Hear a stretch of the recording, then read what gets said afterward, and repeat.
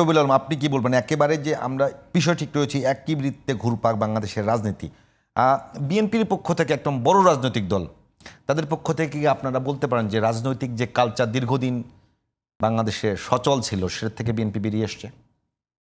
ধন্যবাদ আপনাকে প্রিয় সহ আলোচক। বাংলাদেশের রাজনৈতিক প্রতিযোগিতার নামে প্রতিহিংসা অথবা কর্তৃত্ববাদীর যে চিন্তা নব্য রাজনৈতিকগুলি শুরু করেছে তা তো আমি প্রশ্ন করছি বিএনপির কথা। হ্যাঁ, আমি আসছি না, শোনেন। প্রশ্ন তো বিএনপির কথা করেছেন, উত্তরটা বিএনপির কাছ থেকে শোনেন। যে কর্তৃত্ববাদী চরিত্র ধারণ করতে চেয়েছে, এখন বিএনপিকে মনে হয় মহৎ হতে হবে রাজনীতি বাদ দিয়ে, এরকম মনে হচ্ছে। রাজনীতির দরকার নেই। না, মহৎ হতে হবে। হ্যাঁ, রাজনীতি মহৎ হতে হবে, রাজনীতি ছেড়ে দিতে হবে। না, রাজনীতি তো মহৎ ছেড়ে দিয়ে কেন? তাই তো মনে হচ্ছে। গণঅভ্যুত্থানের মাধ্যমে ফাঁসিবাদী শক্তির পতন হয়েছে। গণঅভ্যুত্থানে অংশ নিয়েই মনে করছেন আগের যত রাজনৈতিক দল ছিল সব পরিবর্তন হতে হবে, সব নষ্ট, সব দুর্বৃত্তায়ন, কেউ জনবান্ধব না। নতুন শক্তিও যারা রাজনৈতিক শক্তি দাবি করছে নিজেদেরকে, রাজনৈতিক এখনো কিন্তু দল হয় নাই। গণঅভ্যুত্থানেও একটা জোরালো ভূমিকা রেখেই আপনি মনে করছেন আগের রাজনৈতিক দল অন্য সবাই আর রাজনীতি করার অধিকার রাখে না, তাদের সবার চরিত্র একরকম, কর্ম একরকম।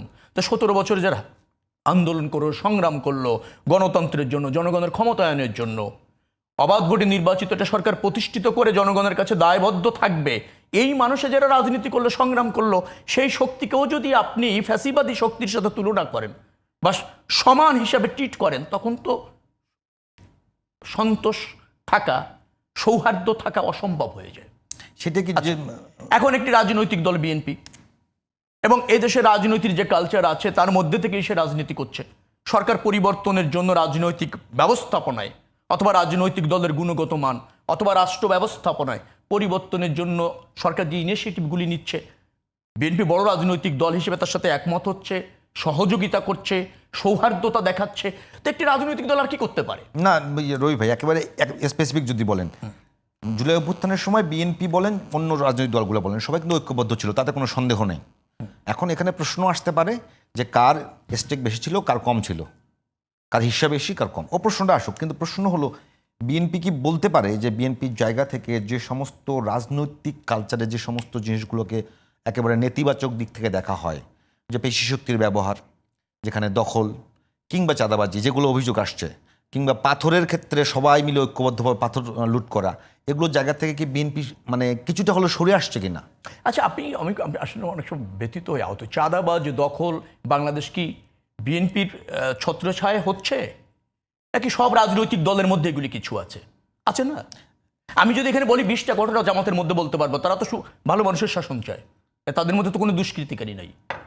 জামাতের কয়েকদিন আগে এক নেতা বিচারককে ঘুষ দিতে গিয়ে অপসারিত হয়েছে না? গতকাল একজন বহিষ্কৃত। আচ্ছা, জামাতের একজন থানা পর্যায়ের আমির টিওনোর সই জাল করে নিয়োগপত্র বানিয়ে নিয়েছেন, সমালোচনা হয়েছে না?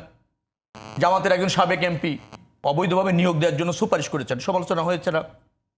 সিরাজগঞ্জের উল্লাপাড়ায় একটা সরকারি ভবন দখল করে জামাতের কার্যালয় তৈরি করা হয়েছে, মিডিয়া আসছে না? জামালপুর, সাতকানিয়া, লোহাগাড়া, কোথায় চাঁদাবাজ জামাতের হয়নি? চাঁদাবাজ, দুষ্কৃতকারী, এনসিপির কথা তো বললামই না, রাষ্ট্রটাই লুটপাট করে খাচ্ছে। চাঁদা নিতে গিয়ে টাকা সহ প্রকাশ্যে গ্রেপ্তার হয়েছে, প্রকাশ্যে। এখন আপনি কি এটা রাজনৈতিক দলের, আমি তারপরও দায়ী দিচ্ছি, নেতিবাচক যে কালচার, আমি বলছি যে বাংলাদেশে দুষ্কৃতিকারীদের কোনো রাজনৈতিক পরিচয় থাকা উচিত না। রাজনৈতিক দলের মধ্যে কম বেশি কিছু কিছু আছে, এবং সেগুলি তো রাজনৈতিক দল প্রশ্রয় দিচ্ছে না, বিএনপি প্রশ্রয় দিচ্ছে না, এনসিপিও দিচ্ছে না। জানলেই তার বিরুদ্ধে সাংগঠনিক ব্যবস্থা, তাকে আইন শৃঙ্খলা রক্ষাকারী বাহিনীর হাতে তুলে দেওয়া, আইনি ব্যবস্থা নেওয়ার জন্য সহযোগিতা করা এবং আজীবন দল থেকে বহিষ্কার করা, এই প্রক্রিয়া তো আছে। এবং আপনি বলেন একটা রাজনৈতিক দলের এছাড়া আর কি করণীয় আছে? যে কোনো অপরাধীকে যদি আইন শৃঙ্খলা রক্ষাকারী বাহিনী ক্যাপচার করে প্রচলিত আইনে বিচার করে শাস্তি দেয়, আর রাজনৈতিক দল যদি সেটাকে প্রোটেক্ট, তাকে যদি ডিফেন্ড না করে, এছাড়া কি করতে পারে? একটা রাজনৈতিক দলের মধ্যে বলবেন একজন চাঁদাবাজ, রাজনৈতিক পরিচয়, চাঁদাবাজি করতে গেছে, হয়তো ছোটখাটো একটা পদেও আছে, আপনি আমাকে বলবেন একজন লোক অপকর্ম করার আগে তাকে আইডেন্টিফাই করার সুযোগ আছে যে আপনি কালকে একটা অপরাধ করতে পারেন। আমি এই কথা কালকে মনে হয় এক টেলিভিশনে বলছিলাম যে একজন মসজিদ কমিটি একজন ইমামকে চাকরি দিল, ইমাম কিছুদিন পরে ওই এলাকাটা ধর্ষণের ঘটনায় জড়িত হয়ে গেল, করে ফেললো সে, মসজিদ কমিটিকে আপনি দায় দিতে পারবেন?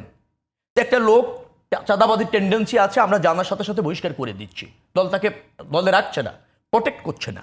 তো আপনি দলকে আগে জানার সুযোগ আছে যে এই লোকটি কালকে একটা অপরাধ করতে পারে, এটাকে আগে বোঝার কোনো সুযোগ আছে? এই দল আপনি দলের উপর দিতে পারেন? হ্যাঁ দিতে পারেন, যদি দল তাকে আশ্রয় প্রশ্রয় দেয়, সমালোচনার পরও যদি সে দলে থাকে, এই অপকর্ম করার পরও দল থেকে যদি তাকে উৎসাহিত করা হয়, ডিফেন্ড করা হয়, অথবা ধরেন তাকে আরও পদায়ন করা হয়, পদোন্নতি দেওয়া হয়, বলতে পারেন যে আমরা প্রশ্রয় দিচ্ছি। কেউ দিচ্ছে না, আমি আমার কথা বলছি না, জামাত, এনসিপি এবং বিএনপি তো দিচ্ছেই না। ন্যূনতম অভিযোগ পাওয়ার সাথে সাথে ব্যবস্থা নেওয়া হচ্ছে। এখন রাজনীতি একবারও বলেন না আইন শৃঙ্খলা রক্ষাকারী বাহিনী কেন পদক্ষেপ নেয়? একটা সরকার তো আছে, চাঁদাবাজি কিভাবে করে? আর চাঁদাবাজি যদি কেউ করে থাকে কেন দ্রুততম সময়ের মধ্যে আইন এনে আপনি স্পিডি ট্রায়াল করেন? এই দাবিগুলো রাজনৈতিক দলগুলোর পক্ষ থেকে আসবে। সরকার তো রাজনৈতিক দলগুলোর সঙ্গে আলোচনা করেই কাজ করবার কথা, এক নাম্বার। শুনেন, আইন শৃঙ্খলা রক্ষার দায়িত্ব সরকারের। আমি কোন দলের চাঁদাবাজ, কোন দলের দখলবাজ এটা জানতে জাতি প্রস্তুত না। সহজ কথা, কোনো এক্সকিউজ চলবে না।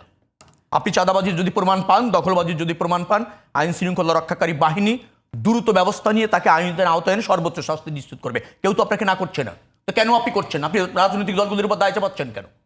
সে যে দলেরই হোক, দায় চাপানো উচিত না। রাষ্ট্র আছে, আইন শৃঙ্খলা বাহিনী আছে, আইন আছে, সেইটার যথাযথ ব্যবহার হবে না আর দায় চাপাবেন রাজনৈতিক দলের মধ্যে। সংস্কৃতির পরিবর্তন হলো না, ওখানে একটা চাঁদাবাজ খুঁজে পাওয়া গিয়েছে, এটা কোনো রাজনৈতিক সমালোচনা হতে পারে না।